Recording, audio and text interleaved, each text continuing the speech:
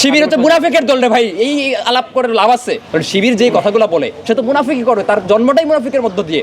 আমি সন্দেহ প্রকাশ করি, আল্লাহ খুদা মানে কিনা সেটা নিয়ে আমার সন্দেহ আছে। নির্বুঝের মতো আচরণ আর কি, অবুঝের মতো কথাবার্তা ক্লিয়ার করার পরে এখন এতদিন পরে পোস্ট দেওয়া মানে একটা বোকামি, অথবা ইন্টারন্যাশনাল মিথ্যাচার, অথবা রাজনৈতিক বুদ্ধিশুদ্ধি না থাকার বহিঃপ্রকাশ।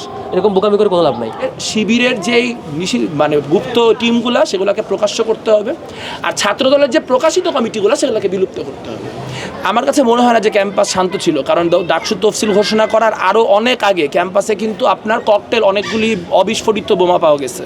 কিছুক্ষণ আগে এখানে একটা সংবাদ সম্মেলন করতে তারা বলছে তাদের কোনো রাজনীতি নাই হল পর্যায়ে, তাদের ভলান্টিয়ার আছে, তাদের শিবির হচ্ছে মুনাফিকের দল রে ভাই, এই আলাপ করে লাভ আছে?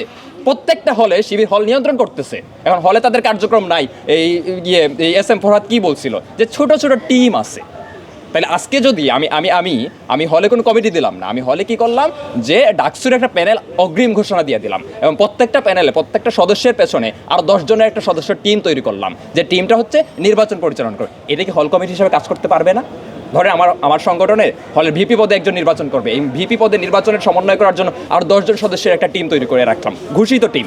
কিংবা জিএস পদে একজন নির্বাচন করবে, তার কেন্দ্র করে আরও 10 জনের একটা টিম তৈরি করলাম। এইটা কি এই হবে না, এই কমিটি হিসাবে কাজ করবে না? কারণ শিবির যেই কথাগুলো বলে সে তো মুনাফিকই করে, তার জন্মটাই মুনাফিকের মধ্য দিয়ে। সে দেশে গণহত্যা সংগঠিত করার ভেতর দিয়ে যেই দল এই বাংলাদেশের রাজনীতি করে, তার কাজটাই তো মুনাফিকই করা। সে এমনকি ধর্ম নিয়ে মুনাফিকই করে। আমি সন্দেহ প্রকাশ করি, আল্লাহ খুদা মানে কিনা সেটা নিয়ে আমার সন্দেহ আছে।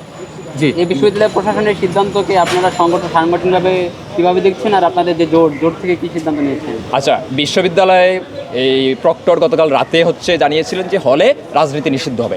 ঢাকা বিশ্ববিদ্যালয়ের প্রক্টর এখন পর্যন্ত যা যা কথা বলছেন প্রত্যেকটা কথাই স্ববিরোধী কথা, কোনো কথাই উনি রক্ষা করতে পারেন নাই। ফলে ওনার কথার আমি কোনো মূল্য দিচ্ছি না, ওনার কথায় মাথায় নিচ্ছি না, ওনার এই এখতিয়ারটাই নাই। যদি বিশ্ববিদ্যালয় প্রশাসন কোনো সিদ্ধান্ত নিতে হয় সেটা সিনেট সিন্ডিকেটের মাধ্যমে নিতে হবে, এবং সিনেট সিন্ডিকেট এমন কোনো কাজ করতে পারবে না যেটা হচ্ছে একটা মানুষের সিভিল রাইটসের পরিপন্থী। ফলে এটা আমরা আশঙ্কা করি যে জিনিসটা এই কার্যক্রমকে কেন্দ্র করে বিশ্ববিদ্যালয়ে একজন উত্তেজনাকর পরিস্থিতি তৈরি করা হবে, সংঘাতময় পরিস্থিতি তৈরি করার দিকে আসলে যাওয়া হচ্ছে। এবং এইটাকে কেন্দ্র করে আমি আশঙ্কা করি ডাকসু নির্বাচনে যাতে এর প্রভাব না পড়ে। যদি এটা প্রভাব পড়ে তাহলে বুঝতে হবে এই কাজের সাথে বিশ্ববিদ্যালয়ের প্রক্টর নিজে জড়িত, বুঝতে হবে বিভিন্ন ছাত্র সংগঠনের নেতৃবৃন্দ। গতকালকে আপনারা দেখছেন যে এই রাজভাস্কর্য সহ মানে বিভিন্ন জায়গায় যে মিছিলটা নেতৃত্ব দিচ্ছে এই বাংলাদেশ গণতান্ত্রিক ছাত্র সংসদের বিভিন্ন হল পর্যায়ে, মানে বিভিন্ন হলে যারা অবস্থান করে সেই সব নেত্রীরা এক এক করে আমরা বলতে পারি যে এখানে এই কোন মেয়ের আছে, রোকেয়া হল থেকে বের হয়ে আসছে বাক্সাসের নেতৃবৃন্দ, শামসুন্নাহার হল থেকে বের হয়ে আসছে বাক্সাসের নেতৃবৃন্দ।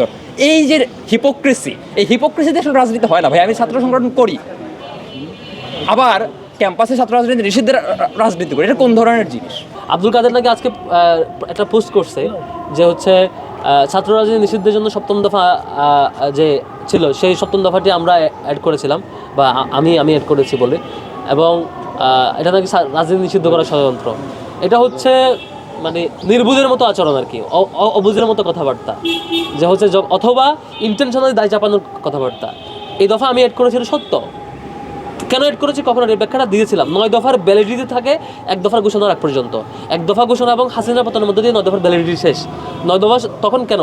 তখন শিক্ষার্থীরা হলে ছাত্রলীগকে পিটিয়ে বের করছে, ছাত্রলীগের বিরুদ্ধে কি বলে কঠিন প্রতিরোধ করে করছে, ছাত্রলীগের সন্ত্রাসী সশস্ত্র পজিশন নিয়েও শিক্ষার্থীদেরকে দমাইতে পারে নাই।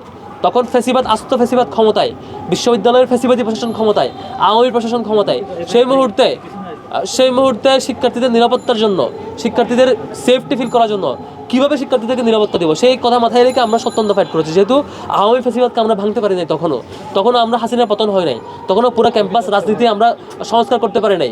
সেজন্য আমাদের এই স্ট্যান্ডে যেতে হয়েছে, এবং এই স্ট্যান্ডের মধ্য দিয়ে আমরা বিশ্বাস করেছি যে ফ্যাসিবাদ পতনের আগ পর্যন্ত শিক্ষার্থীরা এটার মধ্যে দিয়ে সেফ ফিল করেছে, আর ফ্যাসিবাদ পতনের মধ্য দিয়ে তো আমাদের পুরো রাজনীতি সংস্কারের সম্ভাবনা হয়েছে। আমরা 5 তারিখে পরে ক্লিয়ার করেছি যে এই পয়েন্টটা আমরা অ্যাড করেছিলাম শিক্ষার্থীদের সেফটির জন্য, ছাত্রলীগ যাতে আবার ব্যাক করে আমার শিক্ষার্থীদের উপর টর্চার করতে না পারে সেজন্য, আর ফ্যাসিবাদের পতনের মধ্য দিয়ে পুরো রাজনীতি সংস্কারের সুযোগ হয়েছে। ক্লিয়ার করার পরে এখন এতদিন পরে পোস্ট দেওয়া মানে একটা বোকামি, অথবা ইন্টারন্যাশনাল মিথ্যাচার, অথবা রাজনৈতিক বুদ্ধিশুদ্ধি না থাকার বহিঃপ্রকাশ। এরকম বোকামি করে কোনো লাভ নাই। পরিস্থিতি কি ডাকসু নির্বাচনে কোনো সম্ভাবনা নাই। ডাকসু টাইমলি হবে আমি বিশ্বাস করতে চাই, এবং যে একদিন একটু কনফিউশন তৈরি হয়েছে সেই কনফিউশন দূর করতে একদিনে বেশি লাগার কথা না।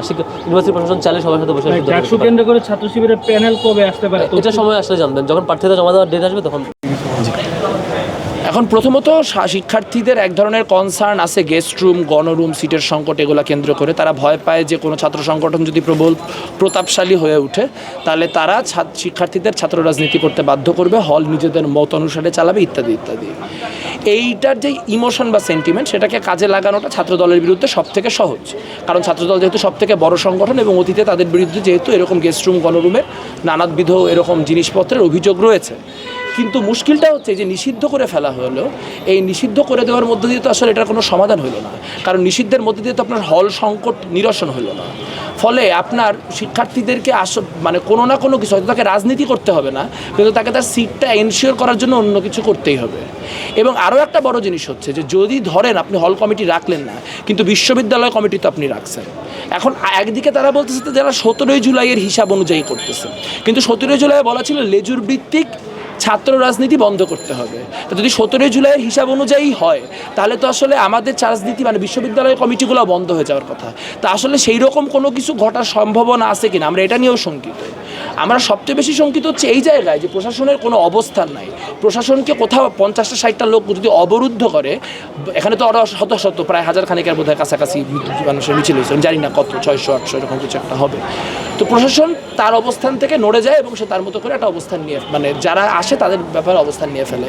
এখন যদি ছাত্রদল একটা জমায়েত নিয়ে যায় প্রশাসনকে অবরুদ্ধ করে, প্রশাসন আবার ছাত্রদলের কথা সিদ্ধান্ত বদলায় ফেলবে, কিন্তু এটার মধ্যে দিয়ে কোনো সমাধান হচ্ছে না। বিশেষত যেই সিদ্ধান্ত গ্রহণ করা হয়েছে সেই সিদ্ধান্ত 73-এর যে অধ্যাদেশ সংবিধানে, সেই 73-এর অধ্যাদেশের পরিপন্থী, যার ফলে কেউ যদি একটা রিট করে তাহলে কিন্তু এটা আর টিকবে না। মাঝখান দিয়ে যেটা হলো যে এই সুযোগটাকে আমরা কাজে লাগাইতে পারতাম কিসের জন্য? এই সুযোগটাকে আমরা কাজে লাগাইতে পারতাম হল রাজনীতি রিফর্ম করার জন্য, যে একটা ক্যাম্পাস চার্টার ফর্ম করা, যে ক্যাম্পাস চার্টারের মধ্য দিয়ে হচ্ছে আপনার কোন শিক্ষা আপনার ছাত্র সংগঠনগুলি কে কী করবে, কতটুকু মানে কতটুকু আওতাভুক্ত হবে, কতটুকু আওতাভুক্ত হবে না, তার একটা ক্লিয়ার গাইডলাইন বানানো, এবং সেই গাইডলাইনকেও ভায়োলেট করলে বাকি সবাই তার বিরুদ্ধে সংঘবদ্ধভাবে লড়াই করবে, এটার একটা কমিটমেন্ট সেখান থেকে নেওয়া। তা না করে যেটা করা হলো এটার মধ্যে দিয়ে কোনো সমাধানই হলো না। কারণ ধরেন কথার কথা যে 6 মাস পরে বিএনপি জিতে আসলো, ছাত্রদল বিশ্ববিদ্যালয় কমিটি আছে, ছাত্রদলের হল কমিটি নেই, তাদের যদি মনে হয় যে তারা প্রভাব বিস্তার করবে তাহলে কি তারা ওই রাজনৈতিক ক্ষমতা ব্যবহার করে প্রভাব বিস্তার করতে পারবে না? এটার জন্য কি এক্সক্লুসিভলি হলের কমিটির দরকার আছে?